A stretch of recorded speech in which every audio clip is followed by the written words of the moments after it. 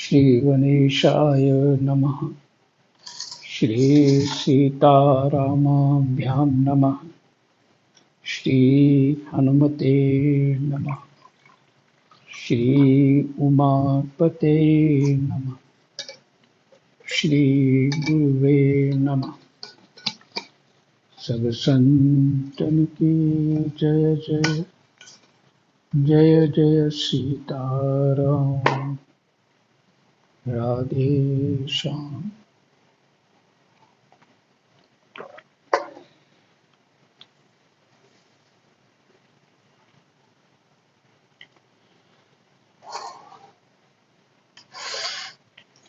कृष्णाय वासुदेवाय हरये परमात्मने प्रणतः क्लेशनाशाय गोविन्दाय नमो नमः।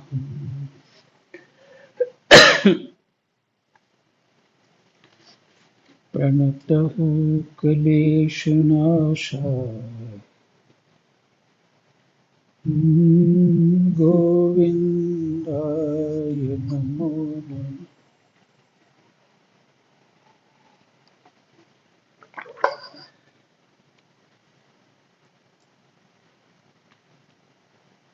हमने 8 श्लोक तक पढ़ लिए थे और 8वें से ही शुरू करते हैं। हमने 7 पढ़े थे। जी पंडित जी महाराज जी 7 7 पढ़े श्लोक थे। तक पढ़े थे। हाँ जी 7 श्लोक तक।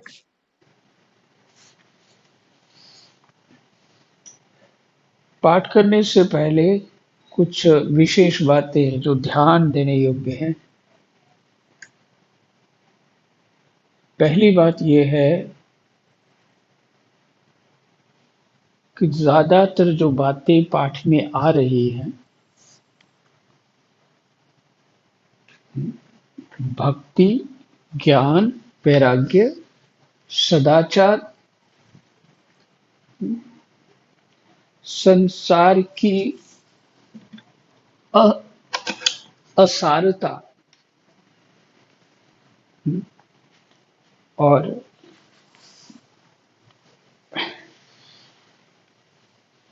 भगवान की प्राप्ति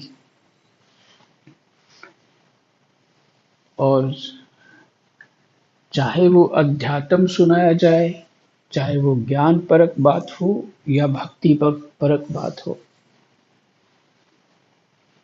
इन सबके नियम एक जैसे ही हैं।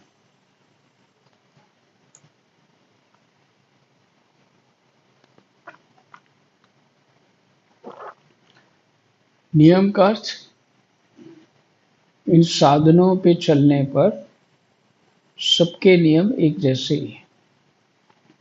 सदाचार सब में चाहिए और एक बात जरूरी है कि सदाचार इसी जन्म में प्राप्त कर लोगे,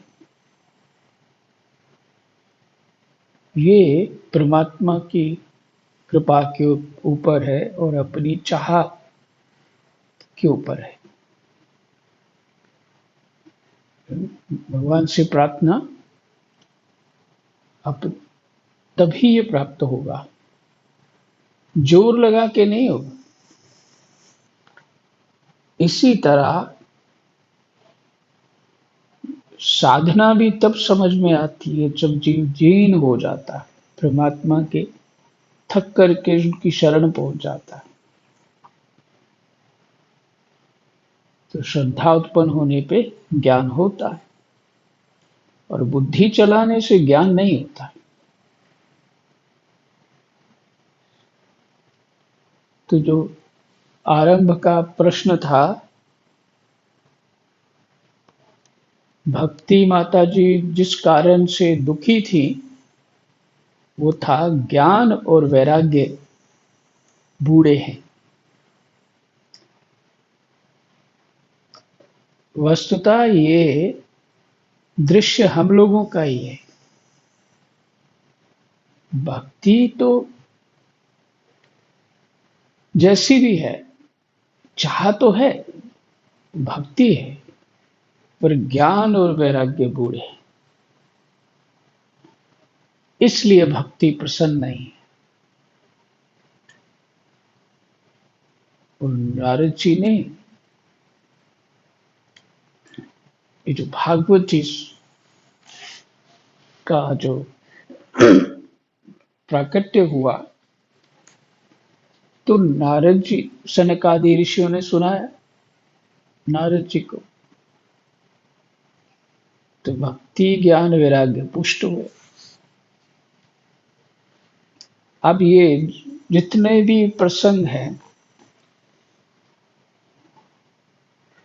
इस सभी भक्ति ज्ञान वैराग्य से ही जुड़े हुए।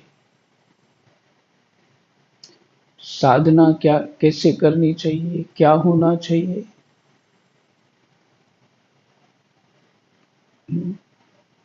इतना बड़ा धन पाकर के 1 करोड़ वर्ष तक राज्य प्राप्त करके भी जीव को आखिर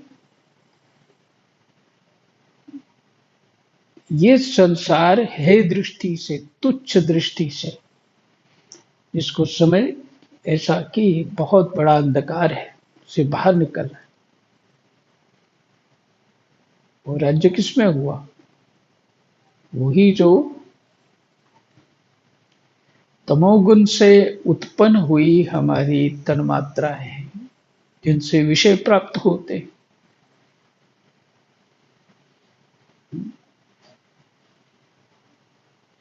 तो इसलिए हम कहाँ हैं, किस एक प्रकार से हम एक स्वप्न में हैं। शास्त्र भी यही कह रहा, तमोगुण में तो नींद ही आती है।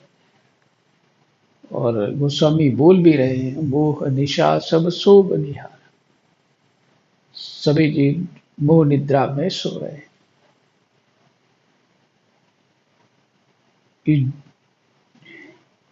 और फिर कहते, जानिए जीव जब जागा, जब सब विषय विलास विरागा।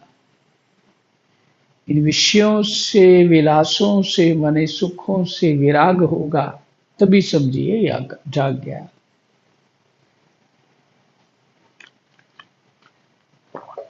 अध्यात्म को समझे बिना और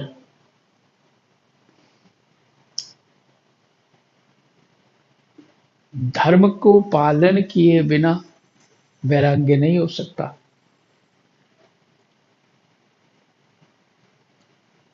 और वैराग्य के बिना जीव जो है जाग नहीं सकता।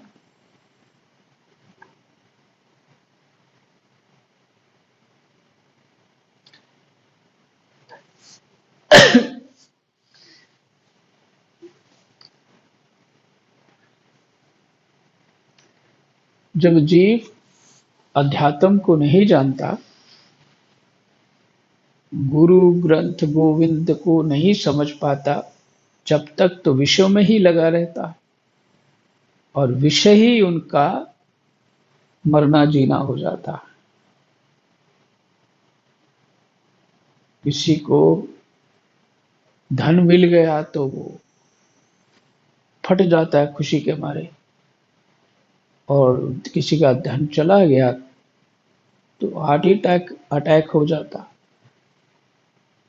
है ना। इसलिए ये जिनका विषय ही सब कुछ हो चुका है, उसी में तन्मय हो रहे हैं, उनसे बाहर वो कैसे निकल सकते, पता ही नहीं होता। और भगवान ही कृपा करते हैं, ना जाने किस गुण पे रीझ जाते हैं करुणा निधि। बाबा जी सुनाया करते थे।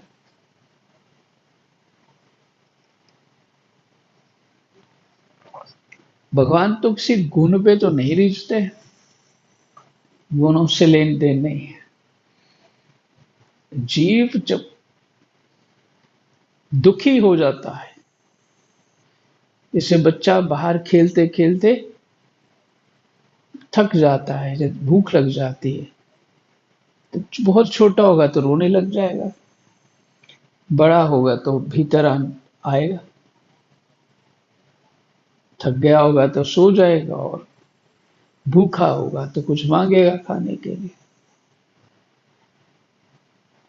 जब जीव रूपी बालक इस तरह से परमात्मा की खोज करता है, इस जगत के दुखों से हताश हो जाता है, तब भगवान कुछ खाने को देते हैं, तब लाड प्यार भी मिलता है। क्योंकि ज्ञान और अज्ञान उसी परमात्मा से ही प्रकट है, उनकी माया से प्रकट है, तो फिर माया परमात्मा से प्रकट है।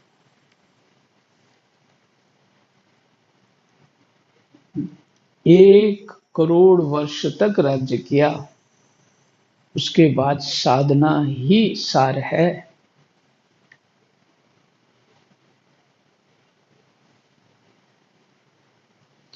तो फिर क्यों ना सार बात को पकड़ा जाए।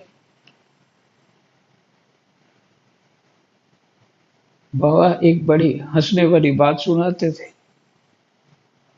बताते थे कि एक मच्छर और एक गरुड़ की होड़ लगी, और भी पक्षी थे, होड़ लगी कि वो ही बड़ा होगा, वो जानकर माना जाएगा जो पूरे आकाश को सबसे पहले देख के आ जाएगा, आकाश को देख के आ जाएगा। सभी पक्षी अपनी अपनी जो ताकत के अनुसार उड़े, कोई आधे घंटे में, कोई घंटे में, कोई 10 घंटे में, 20 घंटे में, सब लौट के आने लगे, क्योंकि आकाश की था तो नहीं मिली। गरुड़ भी उड़े थे 1 साल तक, मन की गति होती है, उड़ते रहे, 1 साल बाद वापस आ गए। उन्होंने कहा कि मैं था नहीं आकाश की पा सका कि ये आकाश का विस्तार कितना है। तो सबने कहा महाराज, ये मच्छर उड़ा था तो आधे घंटे बाद बैठ के यही बोला था कि मैं आकाश की था नहीं पा सका, और आपने 1 साल बाद अपनी ताकत के अनुसार उड़े और उसके बाद बताया कि मैं आकाश की था नहीं पा सका।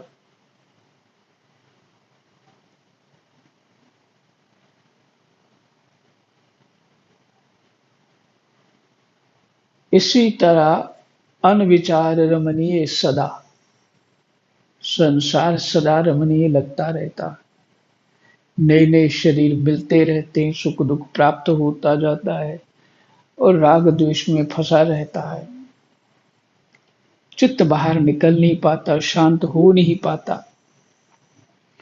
किसी ना किसी जन्म में वो बोलता है कि संसार ठीक नहीं है, इससे बाहर निकलना चाहिए, किसी ना किसी जन्म में। जो जन्मों से उस कष्टों से वो हताश हो जाता है, तो अंदर की पुकार होती है, प्रभु मैं दुखी हूं, मेरा दुख दूर करो।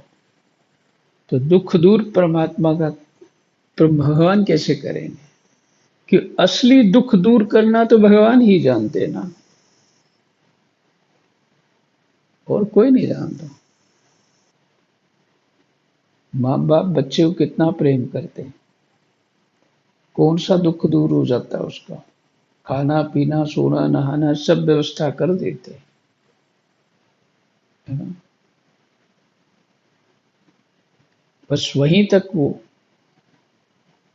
शरीर तक ही सीमित रहते हैं, और भगवान तो अनंत जन्मों की जानते हैं, कृपा करते हैं। तो क्या देते हैं भगवान, भक्ति ज्ञान वैराग्य।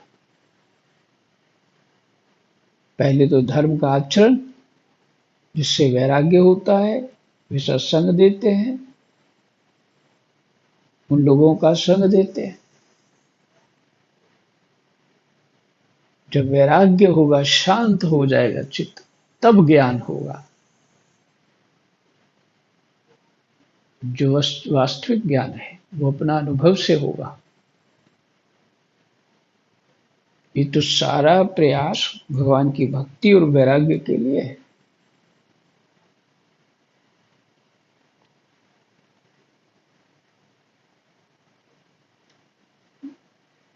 भगवान क्या है ये समझ में आएगा। अभी जितना समझते हैं वो ठीक नहीं है, वो तो स्तुति के अनुसार है या जो शास्त्रों में वर्णन है। भगवान इतने भी हैं, इससे और ज्यादा हैं, अर्थात भीतर भी हैं, बाहर भी हैं, और जहां कुछ नहीं है वहां भी हैं।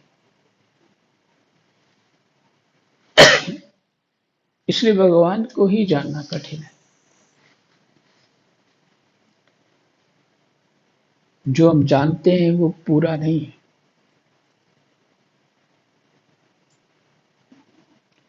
जान गया वो बोल ही नहीं सकता, ये समस्या है।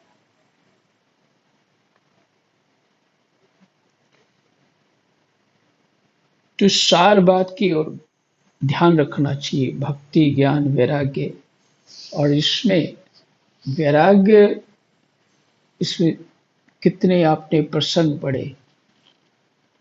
प्राचीन वही का पढ़ा तो उसमें नारद जी ने समझाया कि तुम किन कर्मों में लगे हो। ये कर्म जब तुम्हें फलित होगा तो कुछ और परिणाम होगा, तो इसको छोड़ो और भगवान के भजन में लगो।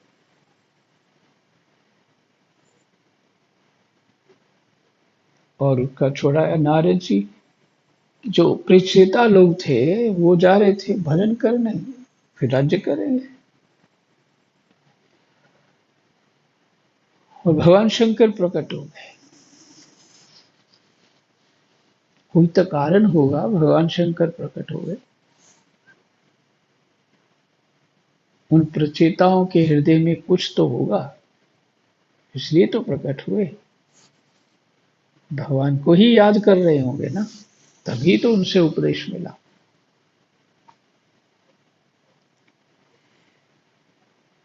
तो मुझे जो समझ में आ रहा है इस पाठ में, अभी तक पंचम स्कंद तक जो पाठ चल रहा है, कि सार है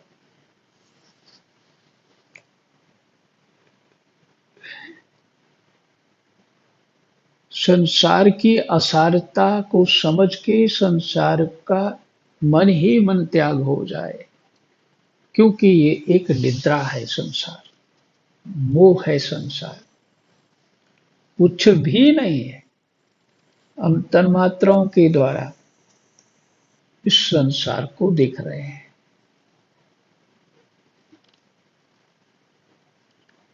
हमें इस शरीर से परे देखना है। शरीर के माध्यम से जो भी देख पाएंगे बहुत छोटा होगा।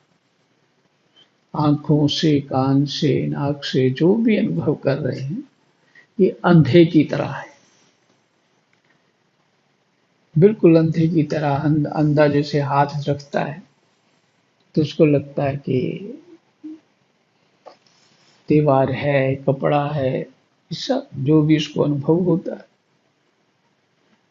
पूर्ण रूप से वो जब तक हृदय प्रकाशित नहीं हो जाता तत्व की, इसे महाराज भरत जी को जो प्राप्ति है, ऐसी प्राप्ति होने पे आनंद होगा,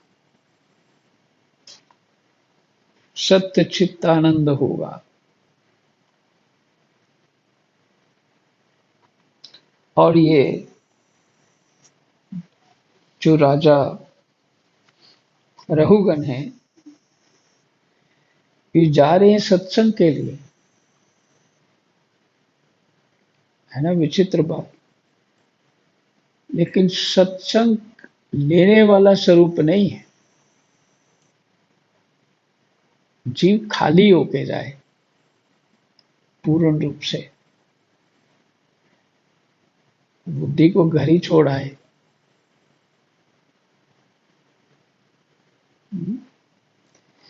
और वो अपना ये स्मृति जो राहुगण में है कि मैं राजा हूं, और राजा का कैसा मेरा कर्तव्य है, वो साथ में लेकर के फिर सत्संग सुनने जा रहे हैं। तो कहते हैं जैसे दंडपानी यमराज जन समुदाय को उसके अपराधों के लिए दंड देते हैं, उसी प्रकार मैं भी अभी तेरा इलाज किए देता हूं, तब तेरे होश ठिकाने आ जाएंगे। रहुगण को राजा होने का अभिमान था, वही बात, इसलिए वह इसी प्रकार बहुत सी अनाप शनाप बातें बोल गया। वह अपने को बड़ा पंडित समझता था। यही हमारी समस्या है।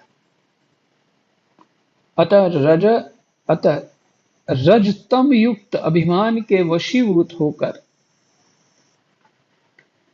उसने भगवान के अनन्य प्रीति पात्र भक्त वर भरत जी का तिरस्कार कर डाला।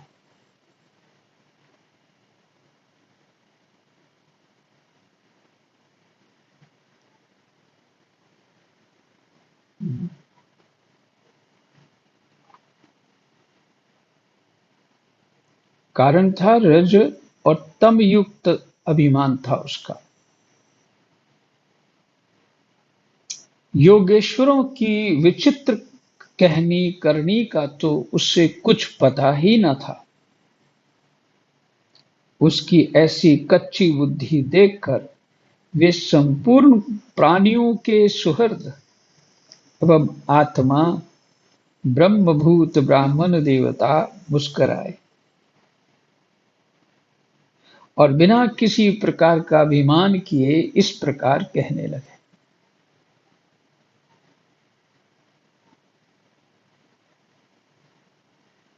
ऐसे महापुरुष कैसे होते हैं? भीतर से कैसे होते हैं? बाहर से नहीं देखना है कि इनका चेहरा कितना चमक रहा है, ये नहीं देखना। हम कुछ और ही देखते रहते हैं, समझ कुछ नहीं होती नहीं। उसकी ऐसी कच्ची बुद्धि देखकर वे संपूर्ण प्राणियों के सुहृद एवं आत्मा, ये लक्षण है। ब्रह्मभूत ब्राह्मण देवता, ब्रह्मभूत माने ब्रह्म रूप, मुस्कुराए और बिना किसी प्रकार का अभिमान किए इस प्रकार कहने लगे। जड़ भरत ने कहा, राजन, तुमने जो कुछ कहा वह यथार्थ है, उसमें कोई उलाहना नहीं है।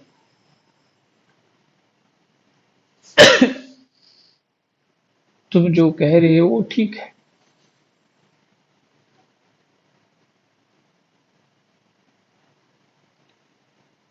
यदि भार नाम की कोई वस्तु है तो ढोने वाले के लिए है।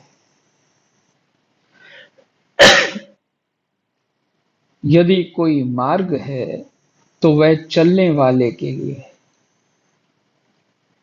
मोटापन भी उसी का है।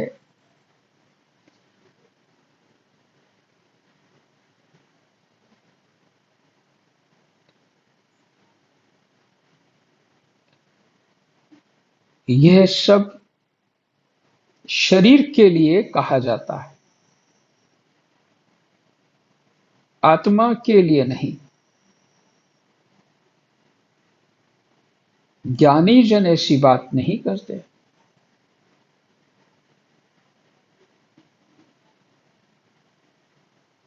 कितनी अच्छे ढंग से बात कही है। स्थूलता, कृशता, आदि व्याधि, भूख प्यास, भय, कलह, इच्छा, बुढ़ापा, निद्रा, प्रेम, क्रोध, अभिमान और शोक, ये सब धर्म देहाभिमान को लेकर उत्पन्न होने वाले जीव में रहते हैं। ये शरीर के धर्म कब प्रकट होते हैं? जब देहा अभिमान होता है, मैं देह हूं। पर ये हम भूलते नहीं हैं। ये कितनी पक्की गांठ लगी है, इसको भूल ही नहीं पाते।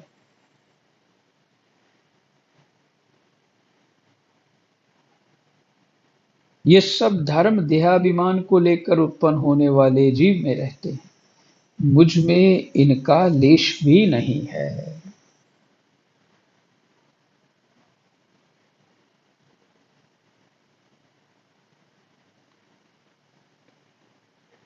कोई महापुरुष तो बोलते नहीं ऐसी बात, लेकिन जड़ भरत जी ने कभी बोली नहीं ऐसी बात। पर राहुगण को इस तरह से दिखते हुए उनके सामने इतनी ऊंची बात क्यों बोल दी?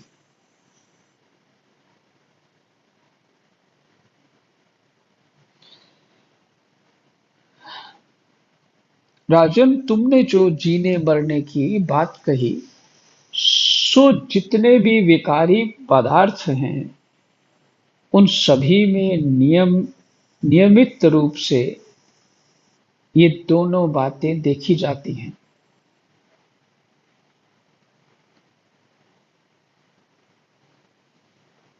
तुमने जो जीने मरने की बात कही है,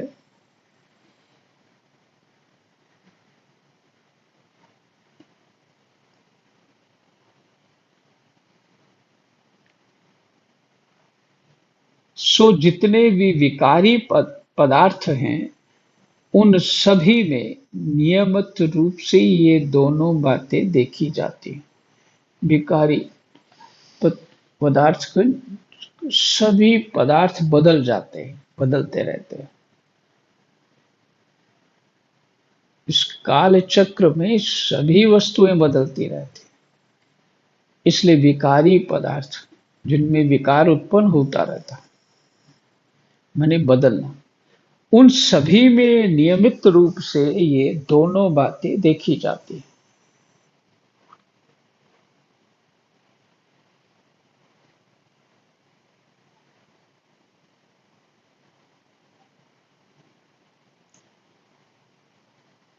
क्योंकि वे सभी आदि अंत वाले हैं, प्रकट होते हैं और समाप्त हो जाते हैं। यशस्वी नरेश, यहाँ स्वामी सेवक भाव स्थिर हो, वहीं आज्ञा पालन आदि का नियम भी लागू हो सकता है। सीधा कह दिया कि मैं तुम्हारा सेवक नहीं हूं।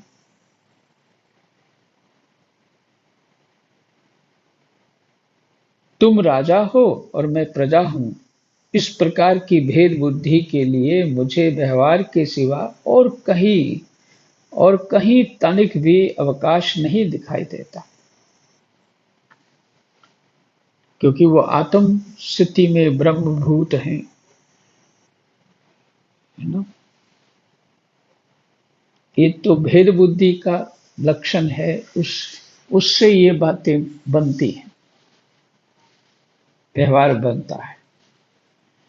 तो कहते इधर तो ऐसी बात ही नहीं, कोई अवकाश ही नहीं, कोई स्थान ही नहीं। परमार्थ दृष्टि से देखा जाए तो किसे स्वामी कहें और किसे सेवक? फिर भी राजन, तुम्हें यदि स्वामित्व का अभिमान है तो कहो, मैं तुम्हारी क्या सेवा करूं?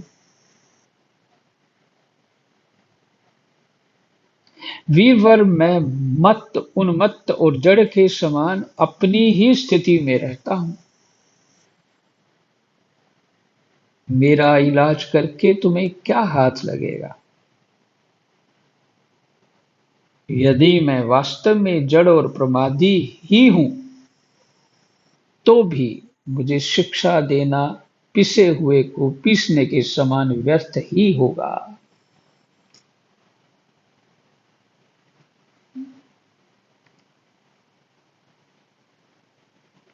तो तुम मारने पीटने से मुझे गुणी बना दोगे क्या? यदि अवगुणी हूं, मैं प्रमादी हूं, तो गुणी बना दोगे क्या? वो संभव नहीं है।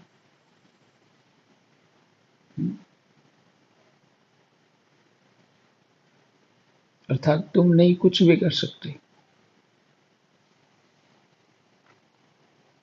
श्री सुखदेव जी कहते हैं, परीक्षित मुनिवर जड़ भरत यथार्थ तत्व का उपदेश करते हुए इतना उत्तर देकर मौन हो गए।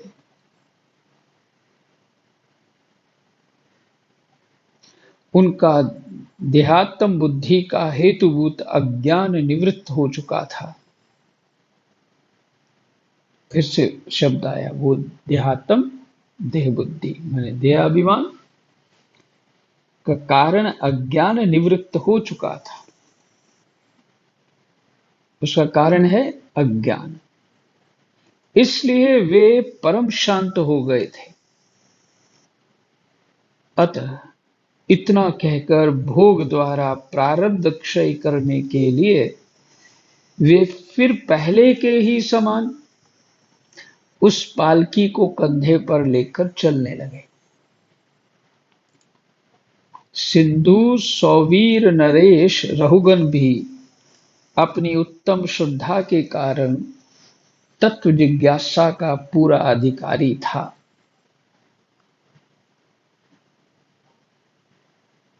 अर्थात इस महापुरुष ने देख लिया कि ये अधिकारी है, ये राजा अधिकारी है। समझ लिया कि अधिकारी है, इसलिए उपदेश करा उनको।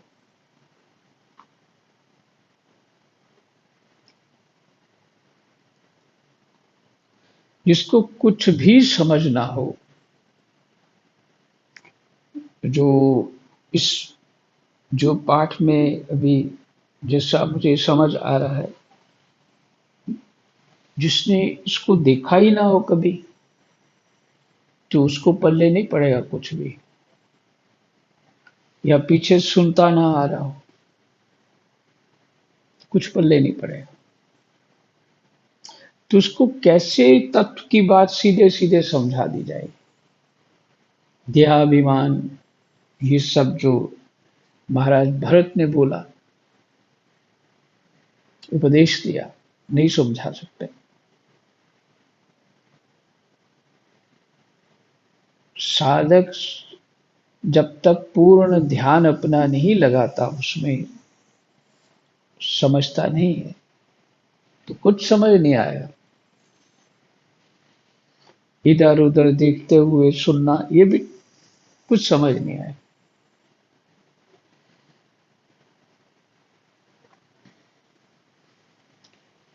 तो महाराज भरत ने ये जान लिया था। क्यों? वो कौन है महाराज भरत? प्राणियों के सुहृद, आत्मा और ब्रह्मभूत ब्राह्मण देवता है, और जिनका देहात्म बुद्धि का अज्ञान निवृत्त हो चुका था।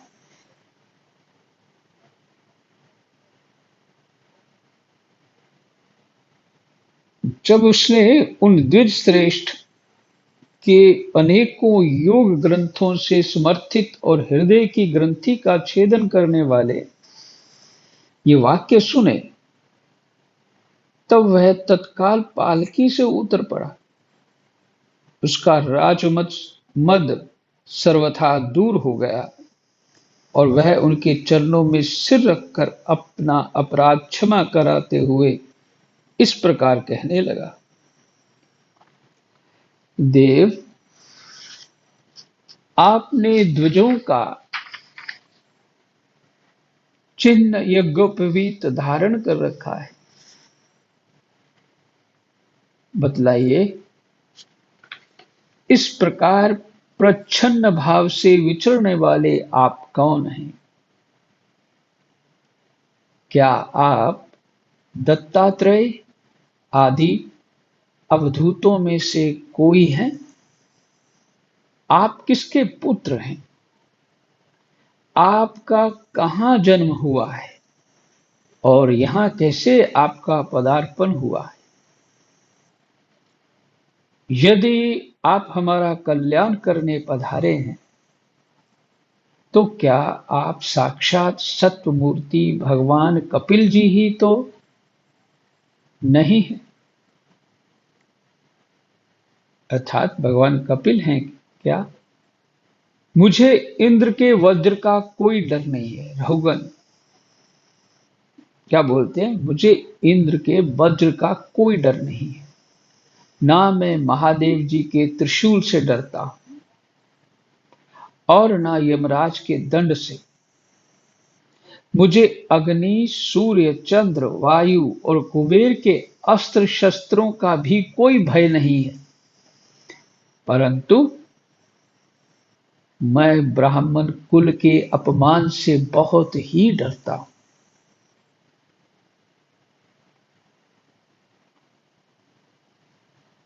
अतः कृपा बतलाइए, इस प्रकार अपने विज्ञान और शक्ति को छिपाकर मूर्खों की भांति विचरने वाले आप कौन हैं? विषयों से तो आप सर्वथा अनासक्त जान पड़ते हैं। मुझे आपकी कोई था नहीं मिल रही है। साधो,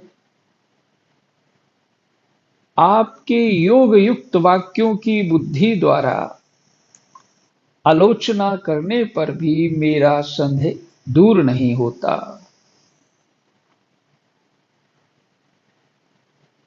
मैं आत्मज्ञानी मुनियों के परम गुरु और साक्षात श्री हरि की ज्ञान शक्ति के अवतार योगेश्वर भगवान कपिल से ये पूछने के लिए जा रहा था कि इस लोक में एकमात्र शरण लेने योग्य कौन है।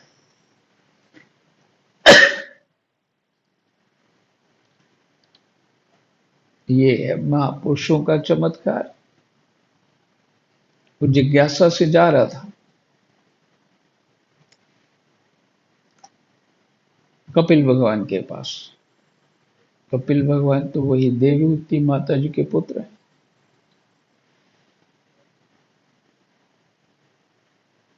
और जड़ भरत मिल गए।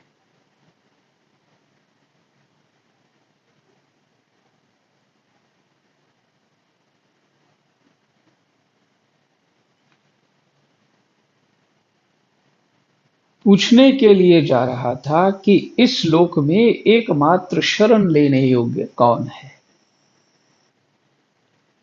क्या आप वे कपिल मुनि हैं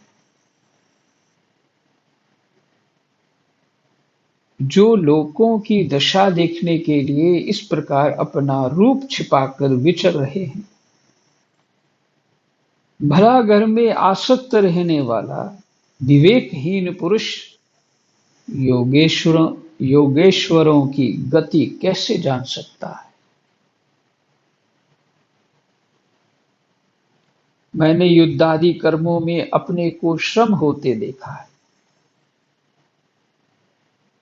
इसलिए मेरा अनुमान है कि भुजा ढोने और मार्ग में चलने से आपको भी अवश्य ही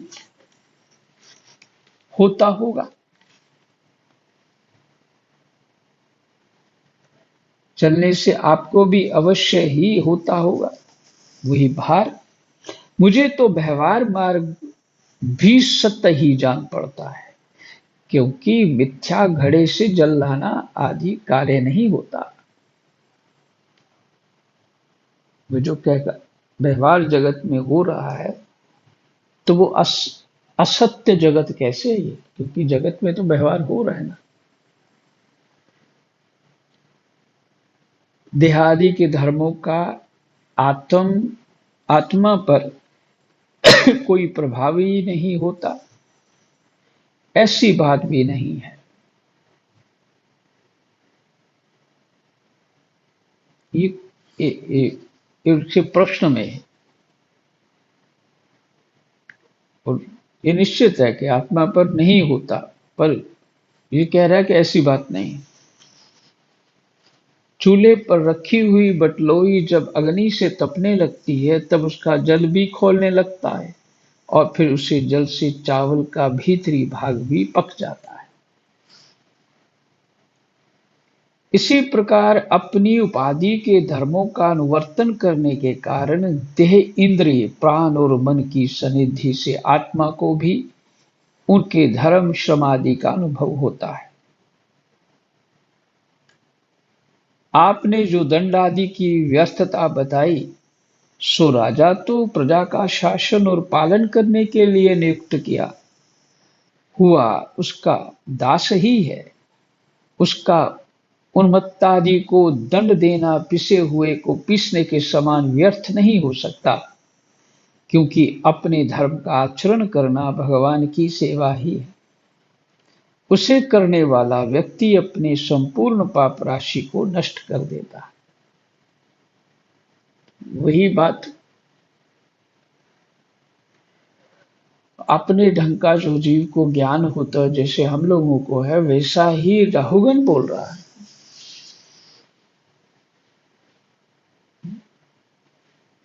पर महाराज भरत ने जो कहा वो समझ नहीं आया उसको, इसलिए प्रश्न किया ना।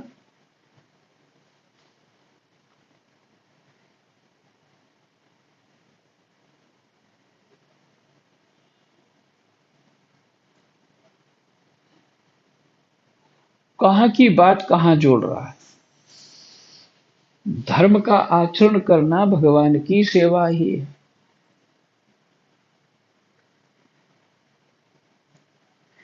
और धर्म का आचरण कहां तक होता है। इस महापुरुष जो अपनी बात बता रहे हैं वो धर्म से परे हैं। अर्थ न धर्म न काम रुचि, गति न चहो निर्वाण, मोक्ष भी नहीं चाहिए। जन्म जन्म रति राम पद, ये वरदान आन। दीनबंधो राजत्व के अभिमान से उन्मत्त होकर मैंने आप जैसे परम साधु की अवज्ञा की है। अब आप ऐसी कृपा दृष्टि कीजिए जिससे इस साधु अवज्ञा रूप अपराध से मैं मुक्त हो जाऊं। आप देहा अभिमान शून्य और विश्व बंधु श्री हरि के अनन्य भक्त हैं, इसलिए सब में समान दृष्टि होने से इस मानापमान के कारण आप में कोई विकार नहीं हो सकता।